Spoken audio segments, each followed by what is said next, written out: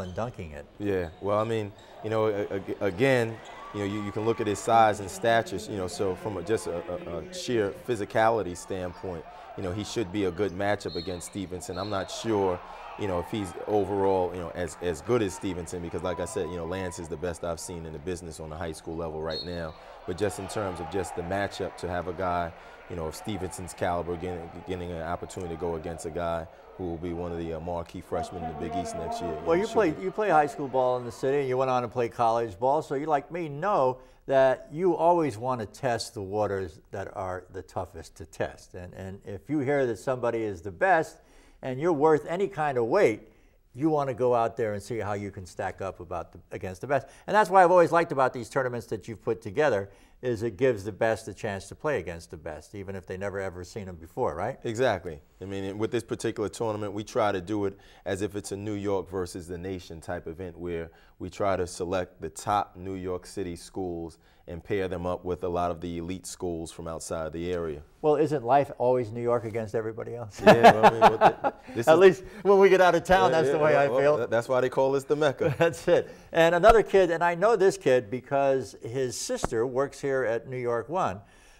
Rochelle, and her brother's name is Duran Scott, and I believe he plays up at Rice, doesn't he? Exactly, yep, he's a senior at Rice High School. What kind of talent does this kid have? Yeah, I mean, Duran is really a multi-purpose type player. You know, he's a senior at Rice High School. As you'll see, he's actually participated in our tournament here in the past. This video is from 2 years ago when he was a sophomore, but you can just see, you know, he has the ability to shoot the long ball.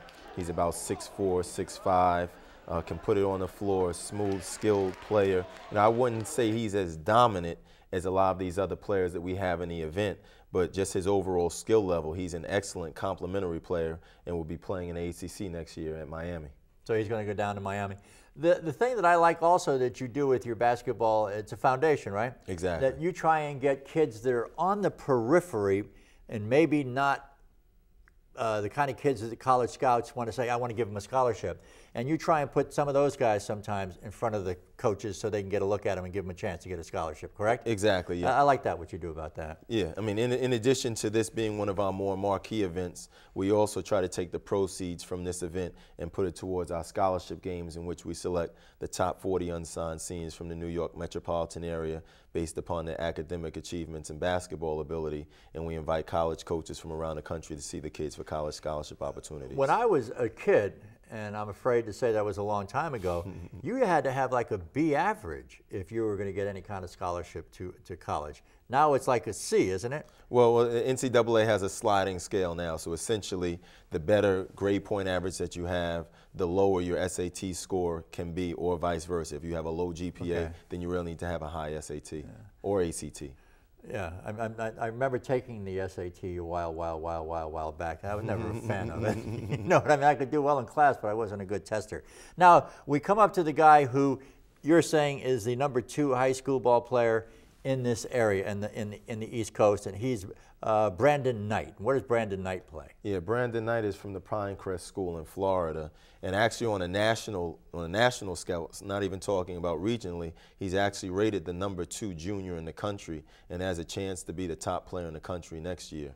I mean, you know, he's another combo type guard, really more of a big athletic point guard, 6'4". And who are they going to play? Are they going to play on the 17th of January or the 19th? Yeah, Pinecrest is actually coming in for 2 games. Most of the schools that we have traveling, you know, from relatively a great distance from New York City, we usually have them come in for 2 games. On January 17th at Baruch, Pinecrest will be playing against Rice High School. And then on Monday, January 19th at Hunter College, they'll be playing against Bishop Loughlin, who's one of the top Catholic schools in New York City. That's a tough daily double right there. I mean, you want to come up and try and see what New York's all about, and of course they want to come up and beat the stuffing out of New York. But to get Rice, which is a perennial power, and Loughlin, that's a tough daily double right there. Yeah, and again, from my standpoint, you know, obviously I'm biased because I'm a New Yorker, but if teams want to come to New York, I want to really give them our best, you know, our best teams that we have to offer. Absolutely, and have people come out and see them. And what do you charge for somebody to get in? It's $10 general admission, $5 for students. And how many games you see for the $10? On the Saturday, we have 4 games, and on the Monday, we have, on the Saturday we have 5 games, and on the Monday we have 4 games. For $10. Exactly. I can afford that.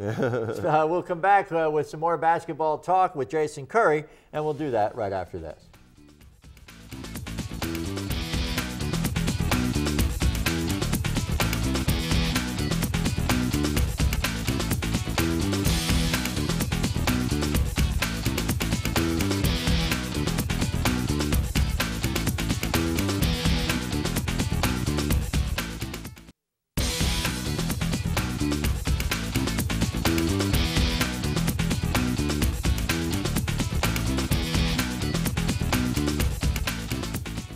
You know, when we were talking so much, I didn't give the audience a chance to jump in, and when we do any kind of basketball on the high school level, people want to do it. Let's get to an email first, and then we'll go to the phones.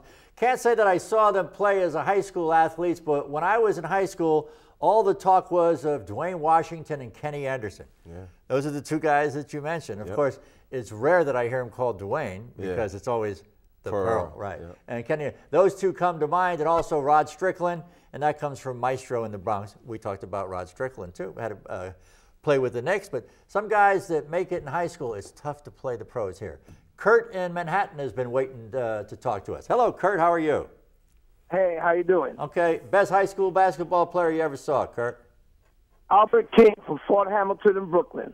Okay. You go for that? Yeah, I mean, I didn't see Albert play in high school, but I've heard a lot of great things about him and Bernard from high school. As I mentioned, you know, I'm a little biased. My vote would be Kenny Anderson, but there's so many great players that played in New York City. I mean, you can argue and debate it all night. That's the beauty of it. Happy holidays, Tom. Once saw a kid named Stephon Marbury.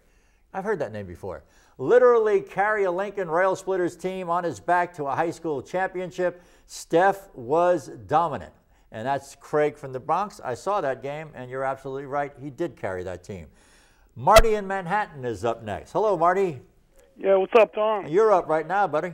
All right, listen, I can go with Albert King, but we got a bunch of them. You got Tiny, you got Lou Alcindor. Right, you know what? So a lot of people forget that Lou Alcindor at Power Memorial, that's the thing we played, right? Exactly. Big guy, big Lou Alcindor. You got Roger Brown. You got Connie Hawkins. You got a bunch of them, Tom. But I'm an old Fort Hamilton alumni, so I think I would have to go with Albert King. Okay. Roger Brown. A lot of people don't remember him. Connie Hawkins. I surely do. Tom, great job having Jason. Did you write this in? Great job having Jason Curry on. Always puts on quality events. Best high school players I ever saw. Number 1, Albert King, Fort Hamilton High. 2, Butch Lee. How can we forget him? Yeah. Clinton. Didn't he go to Marquette, Butch Lee? I'm not sure where he went after Clinton High School, and of course, Kenny Anderson out of Malloy. Pearl Washington, Stephon Marbury. And that's from Books and Ball, who I know very well, emails us a lot. Vinny in Manhattan, let's get you in before we have to close up shop. Hello, Vinny. Hey, what's up, guys? All right. You know, you guys did a segment on the all-time high school players at one point, and I think you missed the mark with Alcindor in the paint. I saw the footage of him. Let's just say he wasn't the most athletic. I agree with Kenny Anderson at the 1, Chris Mullin, Anthony Mason, and Albert King, and I'd have to put Malik Sealy in the paint. I played against Malik, and he was one of a kind. I'd have to say he's the best high school player I ever saw and played against. Did you have to guard him, Vinny? Vinny, did you guard him? Malik Sealy was just number 1. Yeah, no, but did you have, when you played miles ahead of Alcindor as far as being athletic. Yeah, well, that's true, because Alcindor had something that you can't coach. He was a big guy. Exactly. That size always helps. We didn't get that size. All right, when we come back, we'll have some closing comments, and we'll do that right after this.